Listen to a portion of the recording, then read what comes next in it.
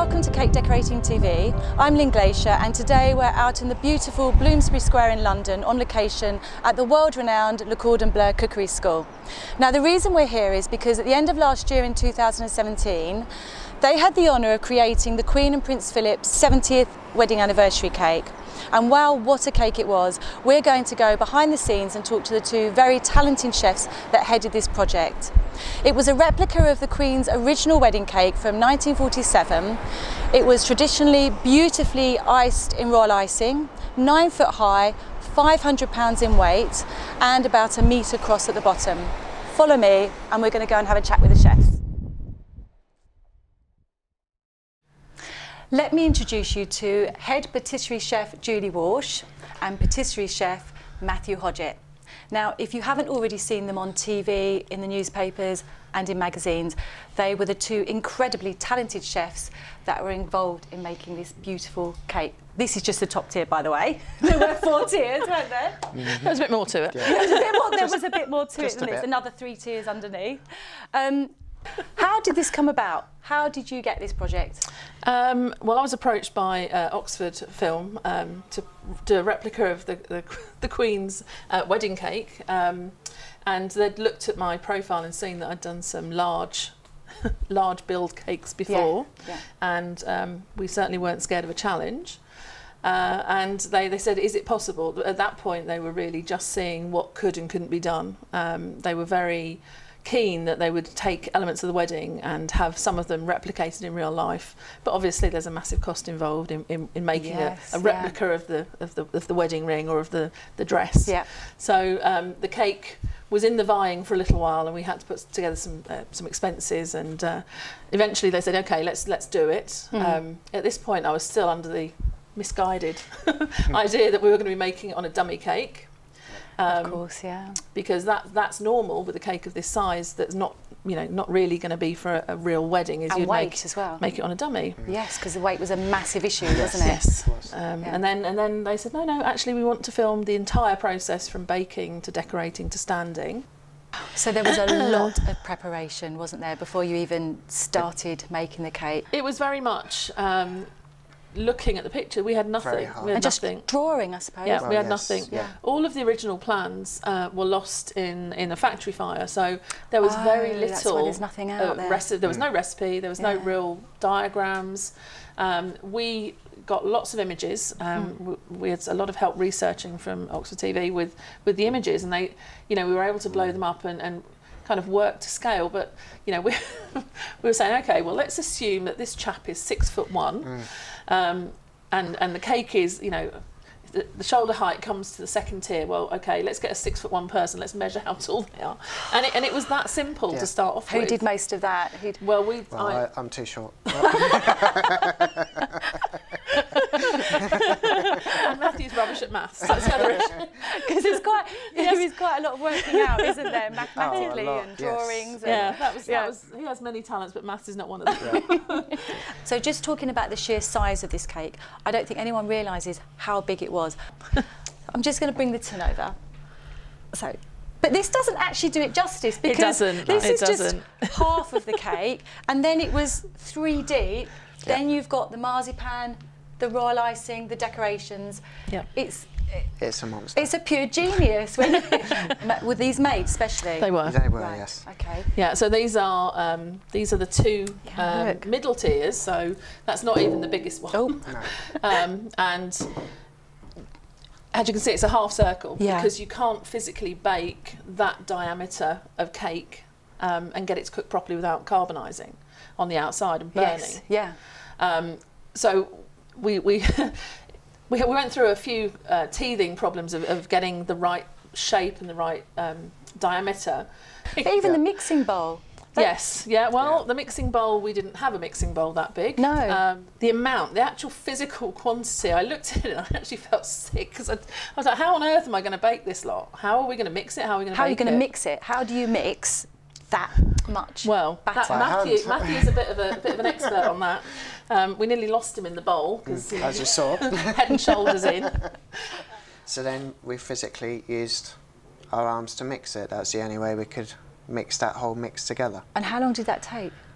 of you just mixing and mixing and mixing? I think each batch was probably about 45 minutes Yeah. to mix No. through. It was quite a strenuous workout. Yeah. The marzipan, it's quite tough, even if you've got a 3-tier cake, kneading all that marzipan and rolling it out.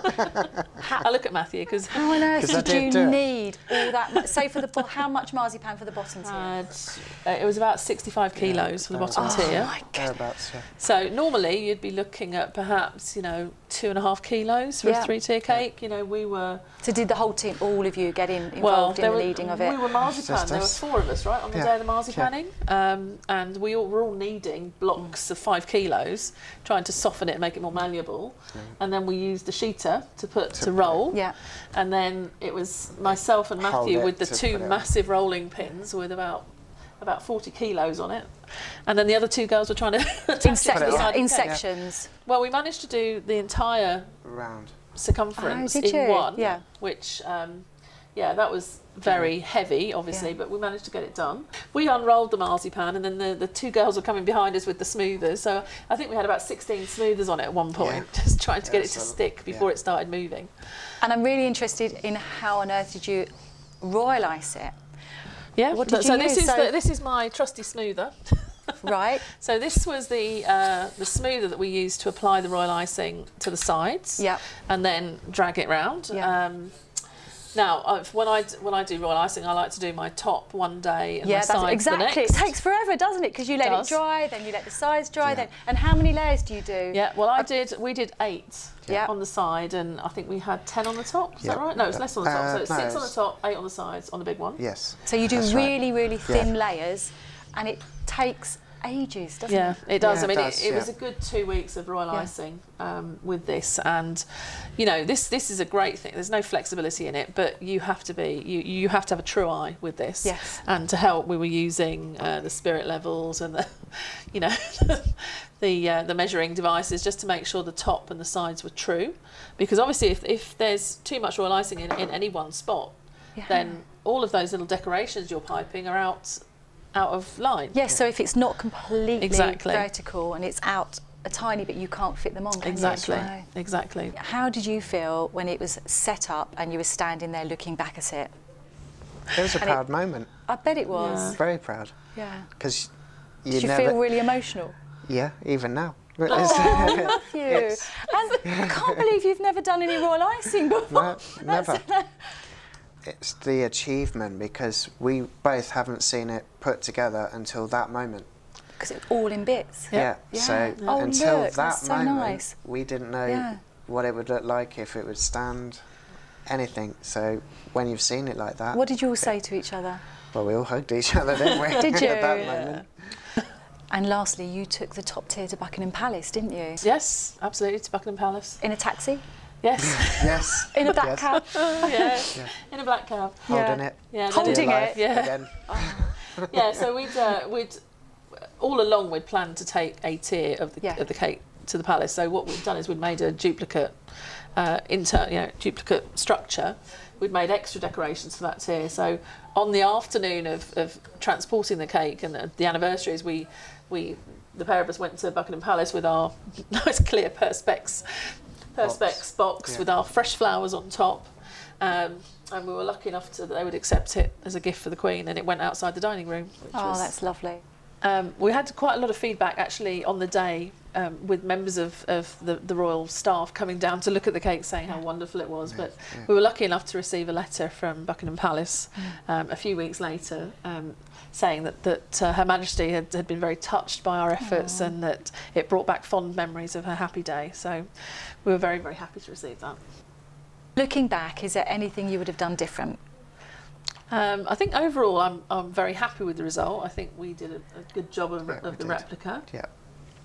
I think perhaps I would have been a little bit less intricate with some of the designs on the runouts for the piping.